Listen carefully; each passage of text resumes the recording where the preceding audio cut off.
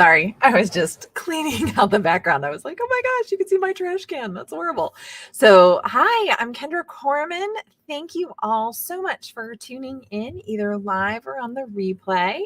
We usually get a couple of live people, but most people seem to be watching the replay based upon the feedback that I've received. So, thank you again so much for tuning in. For those of you that are new here, I just wanted to let you know that I go live every week or pretty much every week because a couple Thursdays I've had to take off, but every week, Thursdays at 11 a.m. Eastern time. And I work to answer questions that people have asked me or questions that people have related to marketing and doing it better and more perfect. So, again, if you're new here, let me share some information with you. So a couple things that I do want to share with you.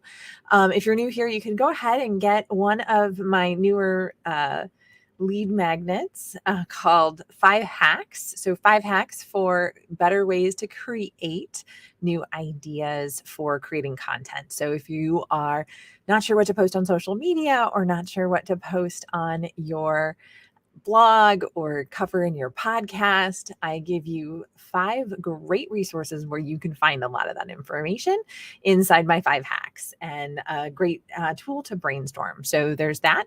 And then I also just launched a quiz this week that you can find on my website at kendracorman.com. So very excited about that. And there's a nice little pop-up that comes up that will ask you if you want to take the quiz. You do not have to sign up for my email newsletter or anything like that to take the quiz or to get your results. I really only want people that want helpful marketing advice on my list. So if that's not you, please don't worry about signing up.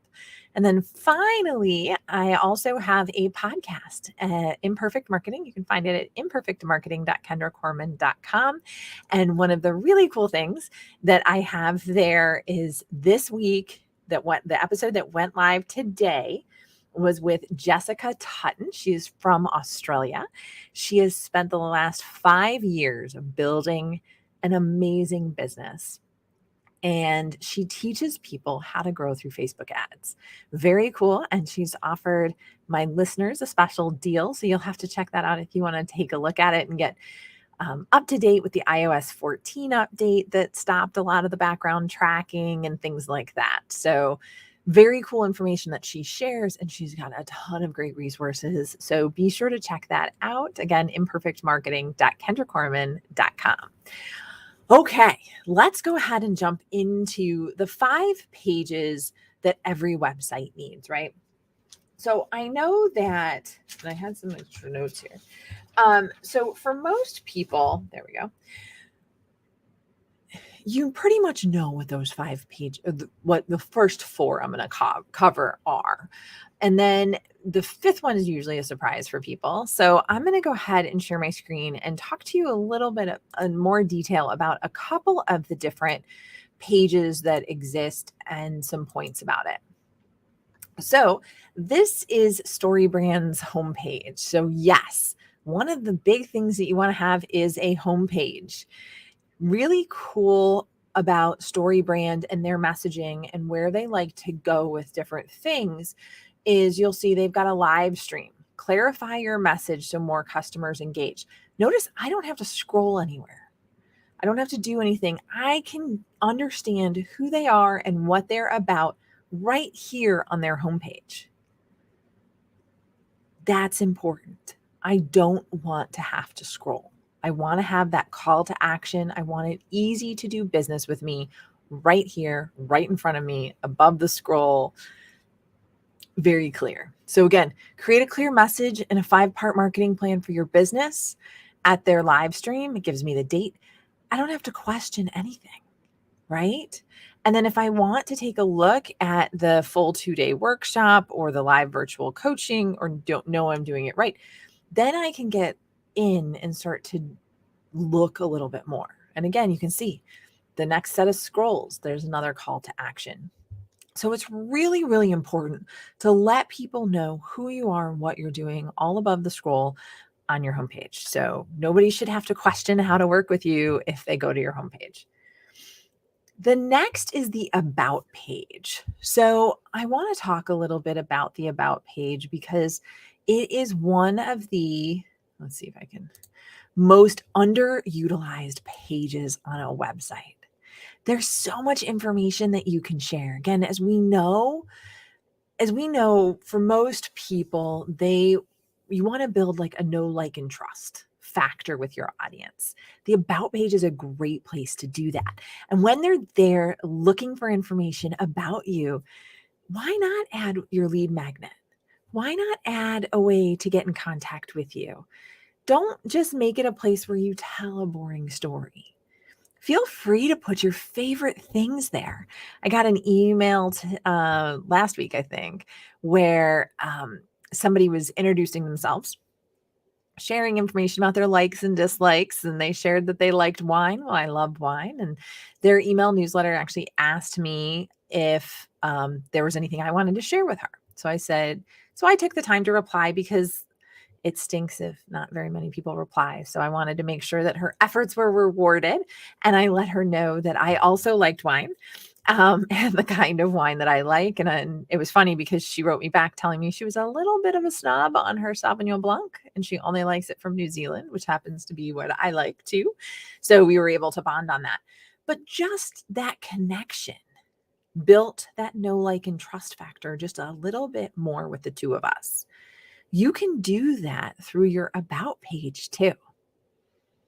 So think about what can you do differently on your About page that could get people to work with you more. So just something to really think about. The other thing to think about, and I'm going to pull up my About page. It's not perfect, and I can tell you some things I'd like to improve with it. But the idea really is to build that rapport. And if they want to know more about you, what they can do with it. So my About page, let me show you that. I think that my About page is a little bit long. So my About Me is a little bit long, but I really want people to get to know me. And then if you scroll down, I had my free learning resources, which I have to build out a little bit more because I haven't updated those. And then you'll see here's my guilty pleasure, my alcoholic drink of choice, my favorite relaxing vacation spot, my non-alcoholic drink of choice, favorite productivity tools, my favorite types of vacation, things like that. And of course, join my mailing list. But up here, I can leverage this free learning resources section for a lot of different things. Again, if they're learning about me, we can do that. The biggest thing that I need to fix on this is there's no call to action above the fold. So adding a button here or some sort of call to action would probably be pretty helpful to go ahead and do that. Okay. Up next, and I won't use an example for this one just because there's so many different ways that you can do it, is the services and products page. So on the services and products page that you have, I want you to think about what's in it for them. So your entire website should be written for your audience, not for you. Okay. So I might want to sell something specific and call it something, but if that's not what your audience calls it, that's not what you want to call it.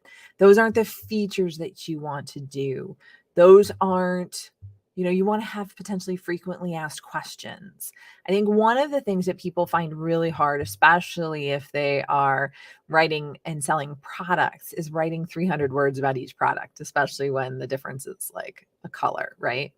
So you want your services and products page to be built out, but to make people feel like that's where they belong and that you are going to solve the problem that they have, right? So pretty cool, which I think is really good. And again, you don't want people to have to think too hard to work with you. So on your services and product page, what's their next step? You should be able to answer, they should be able to answer that above the fold.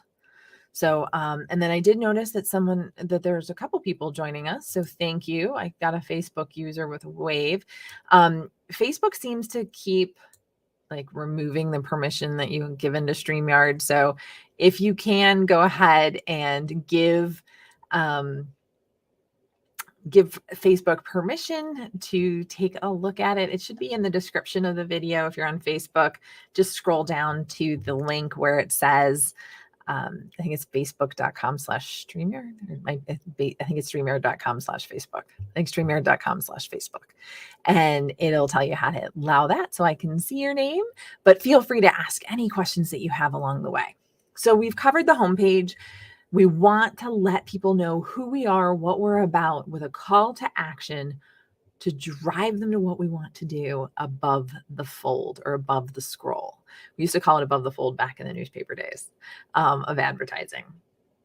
And then on the about page, how do you help people? Again, it should be about them, not necessarily just about you. But it needs to build that know, like, and trust factor.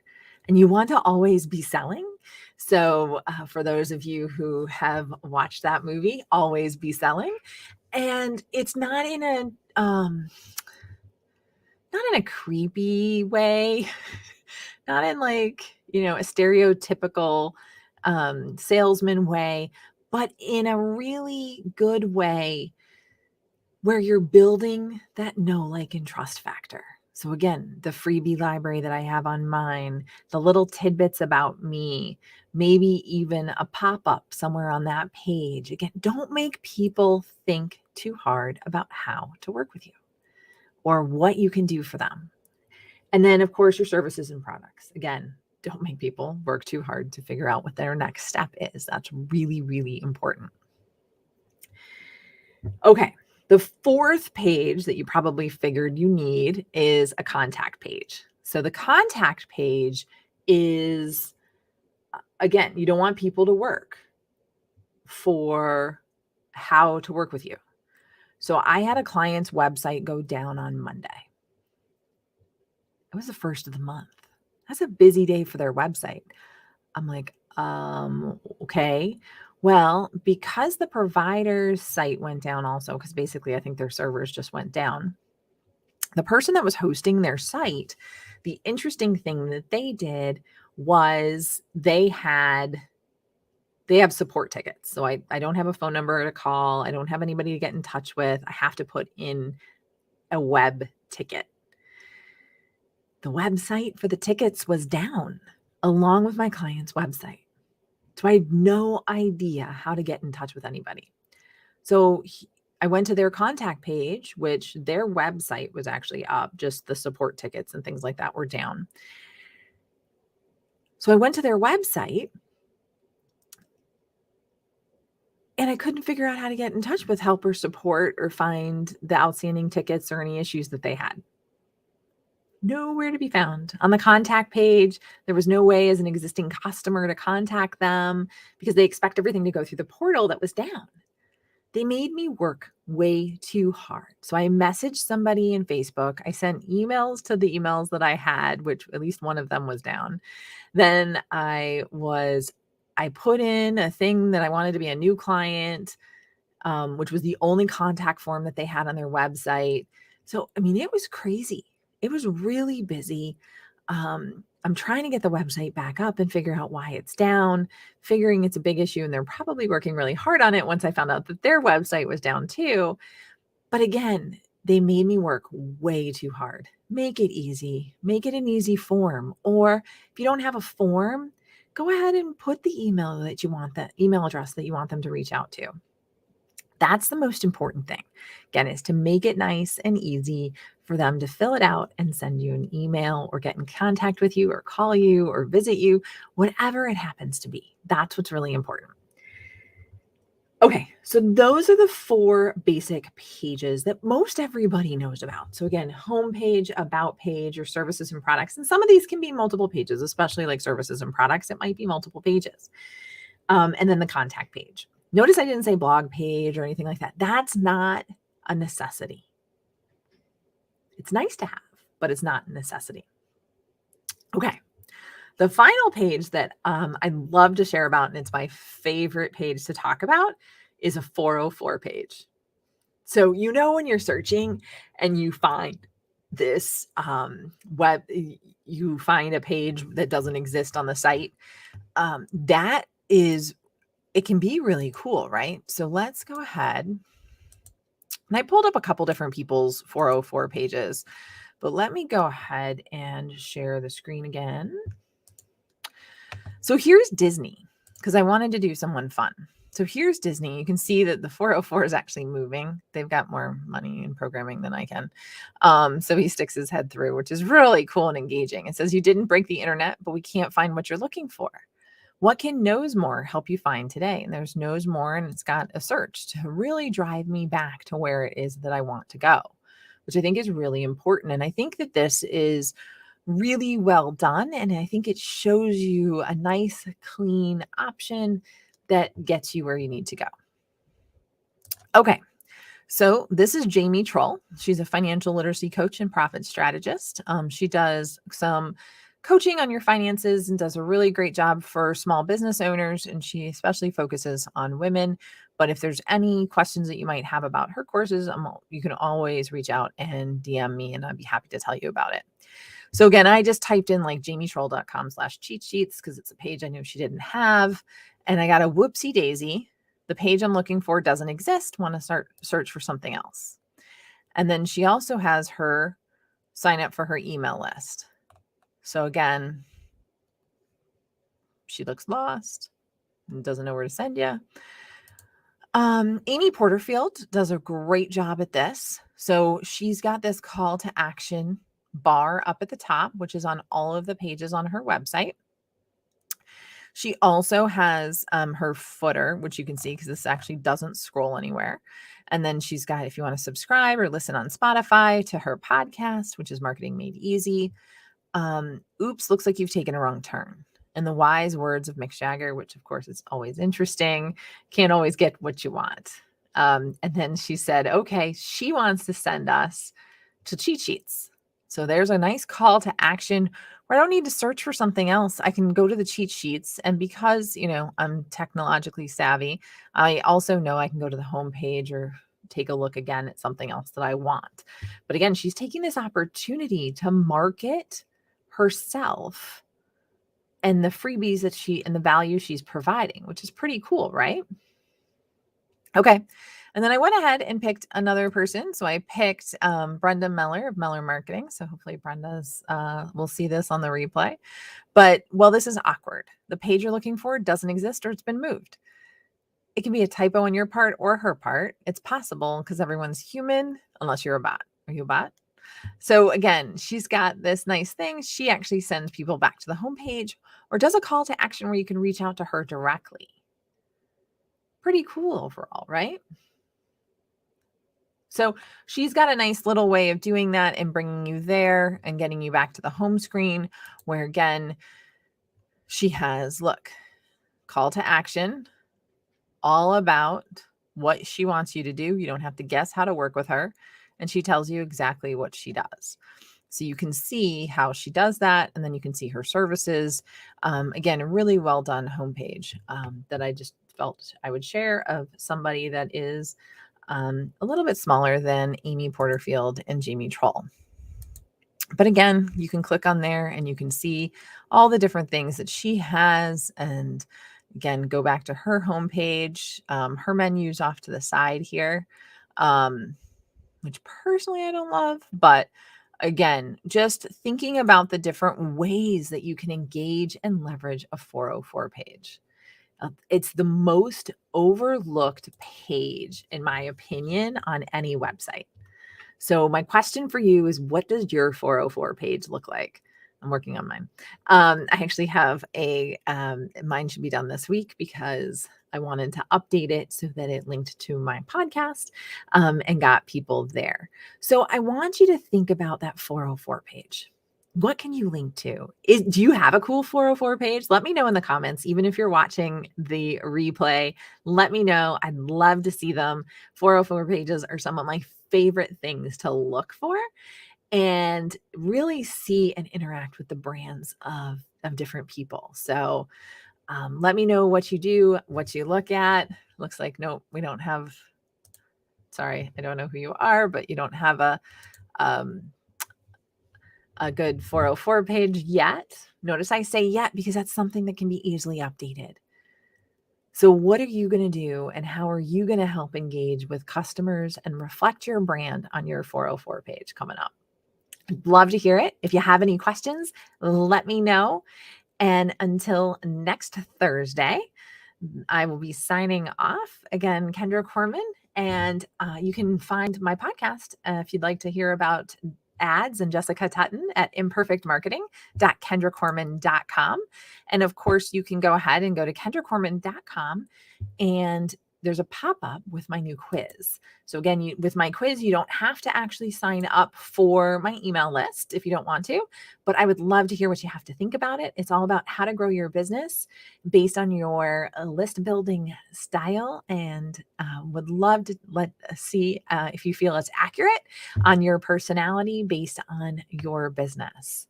Thank you again so much and have a great rest of your day.